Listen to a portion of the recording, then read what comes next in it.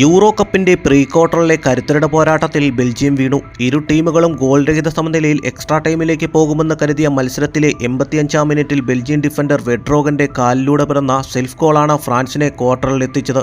ലോക റാങ്കിങ്ങിൽ 2-3 സ്ഥാനക്കാർ തമ്മിലുള്ള മത്സരമായതുകൊണ്ട് തീപാറുമെന്ന് ഉറപ്പായിരുന്നു. മത്സരത്തിൽ ബെൽജിയത്തിന് മേൽ തുടക്കം മുതൽ ഫ്രാൻസിന്റെ മുന്നേറ്റമാണ് കണ്ടത്. സൂപ്പർ താരം കിലിയൻ എംബാപ്പയും മാർക്കസ് തുറാമും അന്റോണിയോ ഗ്രീസ്മാനും നയിച്ച ഫ്രഞ്ച് മുന്നേറ്റ നിര ബെൽജിയം ഗോൾ മുഖത്തേക്ക് ആക്രമണം നടത്തിയെങ്കിലും ലക്ഷ്യം കാണാനായില്ല.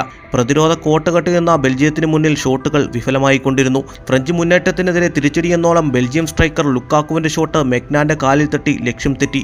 81-ാം മിനിറ്റിൽ കെവിൻ ഡിബ്രൂയിന്റെ പൊള്ളുന്ന ഷോട്ട് ഫ്രാൻസിന്റെ ഗോളി അപായകരമായി തട്ടിയകറ്റുകയും ചെയ്തു. സെൽഫ് ഗോളിന്റെ പിൻബലത്തിൽ ഫ്രാൻസിന് വിജയം മണത്തു തുടങ്ങി.